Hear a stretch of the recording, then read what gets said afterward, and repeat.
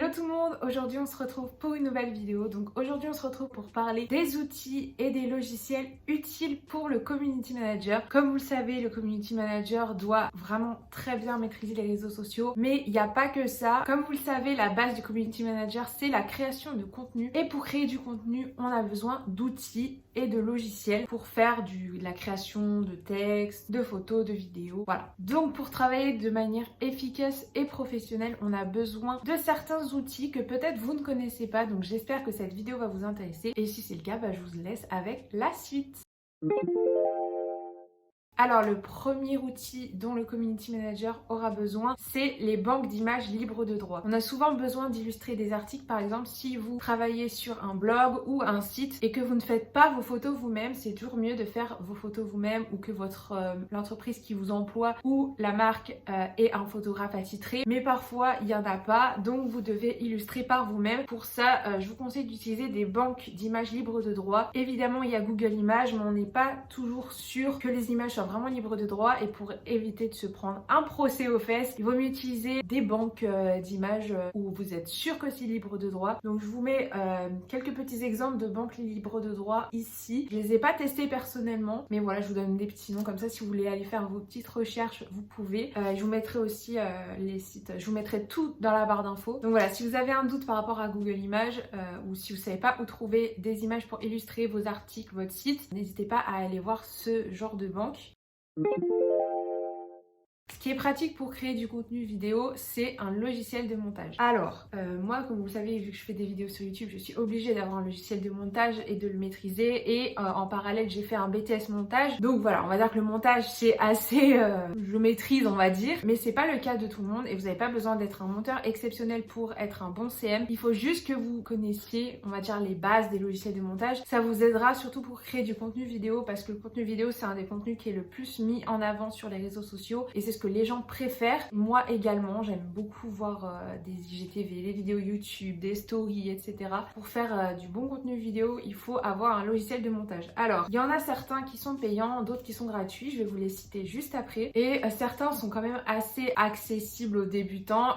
Et si vous trouvez que c'est trop compliqué et que vous êtes perdu sur le logiciel, n'hésitez surtout pas à aller voir sur YouTube des vidéos tutos, il y en a plein. Moi j'ai appris énormément de choses en regardant des tutos, des vidéos YouTube pour maîtriser les bases du logiciel, et plus vous ferez de montage dessus, plus vous allez maîtriser votre logiciel, le connaître et faire des trucs de ouf. Donc d'abord on va commencer par les logiciels qui sont disponibles sur Mac, donc Apple, et ensuite on va parler de Windows. Alors comme vous le savez ou peut-être pas, moi j'ai un MacBook Pro que j'utilise depuis que j'ai commencé YouTube, et donc je ne me vois pas travailler avec autre chose que les logiciels Apple. Donc si vous avez un MacBook, un iMac, ou même peut-être un iPad, je crois qu'il y en a certains qui marchent sur iPad, de toute façon je vous mettrai tout sur l'écran. On va commencer par iMovie. iMovie, c'est le premier logiciel avec lequel j'ai commencé à monter des vidéos. C'est super simple, franchement, je vous assure que au début vous dites oula, qu'est-ce que c'est que ça, mais quand vous avez monté une dizaine de vidéos après, vous le connaissez par cœur, c'est super facile. Il n'y a pratiquement rien de compliqué sur ce logiciel là, donc c'est un logiciel qui est gratuit sur Mac. Donc quand vous achetez un iMac ou un MacBook, il est déjà fourni normalement, ou alors vous le téléchargez dans l'App Store, et il coûte 0 €. Donc ça c'est super pratique si vous voulez faire du montage dynamique avec pas d'effets compliqués, rien d'exceptionnel. Voilà, pour les débutants et qui ont un Mac, iMovie c'est super pratique. Ensuite, pour les personnes qui veulent un peu plus upgrade leur level en montage, il y a Final Cut Pro, donc c'est ce que moi j'utilise. Malheureusement ce logiciel est payant, sauf si vous le craquez, mais voilà, je vais pas parler de ça. Vous faites ce que vous voulez, mais moi je vais pas du tout parler de ça dans cette vidéo. Je vais surtout parler des moyens légaux d'avoir les logiciels, parce que quand on est un professionnel, je pense qu'on peut peut-être se permettre d'avoir les logiciels légalement. Enfin bon, j'en sais rien, ça ne me regarde pas ce que vous faites. Si vous prenez les logiciels illégalement, de toute façon ça ne regarde que vous. Donc moi Final Cut Pro, je l'ai payé 329 € sur l'App Store. Donc c'est un logiciel qui est, on va dire, une évolution de iMovie. C'est un peu plus compliqué, j'ai mis un peu plus de temps à comprendre. Il y a beaucoup plus de choses, on peut faire beaucoup plus d'effets, etc. Pour les gens qui maîtrisent un peu déjà iMovie et qui aimeraient upgrade leur niveau en montage, je vous conseille Final Cut Pro. Ensuite il y a Adobe Premiere Pro, donc qui est disponible sur Mac et sur Windows. Windows. Donc là c'est un peu plus compliqué puisque la suite Adobe, si vous connaissez, c'est une licence à payer, donc c'est extrêmement cher. Mais voilà, pourquoi pas, si vous êtes professionnel ou que votre entreprise a les moyens de payer la licence, pourquoi pas ce logiciel de montage. Moi je l'avais testé en BTS audiovisuel et c'est pas un logiciel avec lequel je suis très à l'aise, mais si vous êtes plus à l'aise avec la suite Adobe ou que vous n'avez pas de Mac, pourquoi pas Premiere Pro comme logiciel de montage. Et ensuite il y a, je ne sais plus s'il est gratuit ou payant, je m'en rappelle plus, qui est Filmora Wondershare. Donc ça c'est vraiment un logiciel pour les débutants qui n'ont jamais vraiment touché un truc de montage. J'ai jamais vraiment testé ce logiciel, je crois pas, mais ça m'a l'air assez simple d'utilisation et c'est disponible sur Windows, donc voilà. Et ensuite il y a DaVinci Resolve qui est un logiciel gratuit il me semble, vu que moi en BTS audiovisuel il nous avait dit qu'il était gratuit, mais c'est pas vraiment un logiciel de montage, c'est un logiciel d'étalonnage. Si vous savez pas ce que c'est l'étalonnage, c'est tout ce qui est colorimétrie de la vidéo, les couleurs, la lumière, etc. Donc c'est pas fait pour faire du montage, mais on peut monter dessus et c'est gratuit, donc pourquoi pas ce logiciel là. Ensuite, ce qui est hyper important quand on crée du contenu en tant que CM, c'est la photo. Après la vidéo, la photo, c'est un contenu ultra visuel, donc il faut que ce soit professionnel et il faut que ce soit assez joli, assez propre. Pour faire des belles retouches photos, je vous conseille forcément Photoshop, qui est inclus normalement dans la suite Adobe. Si vous avez la suite Adobe, vous avez Photoshop, qui est assez connu pour faire des belles retouches photos. Sur téléphone, moi j'utilise Snapseed, qui est gratuit, il me semble, sur iOS en tout cas. Je ne sais pas si c'est payant sur le Play Store, je sais pas comment on dit. Mais voilà, c'est super pratique de pouvoir faire des belles retouches photos. Quand on est CM, on n'est pas photographe professionnel, mais voilà, retoucher un petit peu les couleurs, la lumière, la saturation, voilà, des trucs de base. Il y a des applications ultra simples. Moi j'aime beaucoup Snapseed, j'en avais testé plein d'autres, VS Code aussi, mais bon. Voilà, moi je suis plus à l'aise avec Snapseed. Et ensuite il y a aussi Afterlight sur iOS, mais qui est payant. Donc là c'est pareil, c'est pour faire des retouches photos, mettre des jolis filtres pour Instagram par exemple, ça peut être super pratique.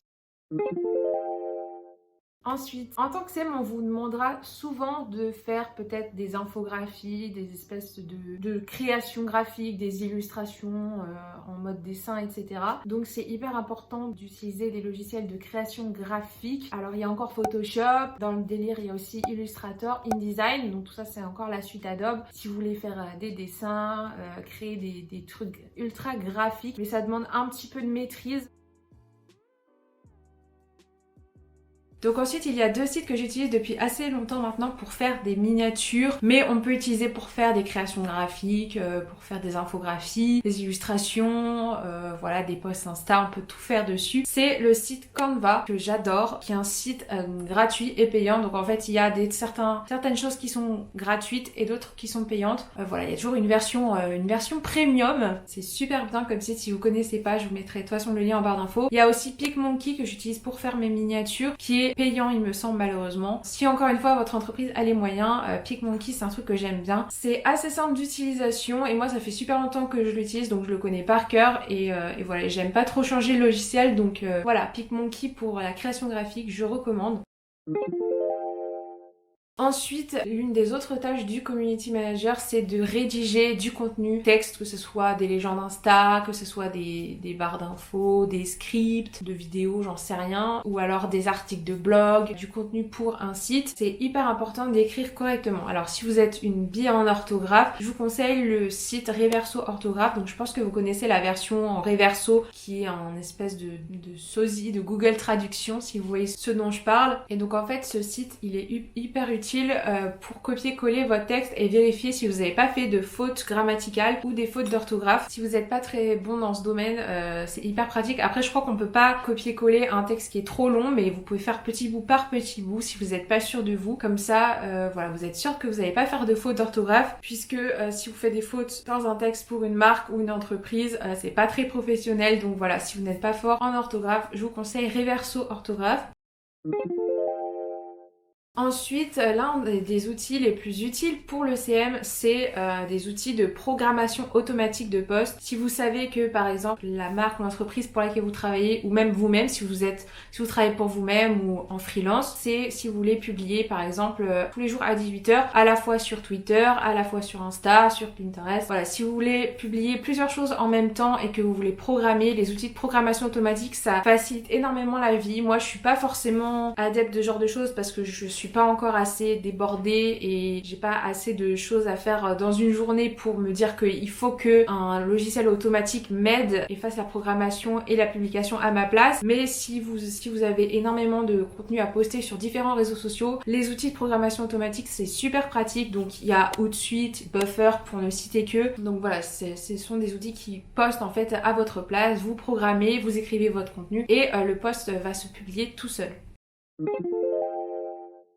Ensuite, ce qui est hyper important pour le CM, c'est les mots-clés, le référencement. J'en avais parlé dans ma dernière vidéo YouTube, je crois, donc je vous mettrai dans le petit ici si vous l'avez pas vu. C'est hyper important de trouver des mots-clés pour bien référencer son contenu, donc je vous conseille d'aller voir Google AdWords qui vous donne en fait les meilleurs mots-clés et les mieux référencés, donc ça peut énormément vous aider. Voilà tout le monde, j'en ai fini pour cette vidéo. Si elle vous a plu, n'hésitez pas à laisser un petit pouce dans les airs. Et sur ce, je vous dis à la prochaine fois pour une prochaine vidéo. Bisous.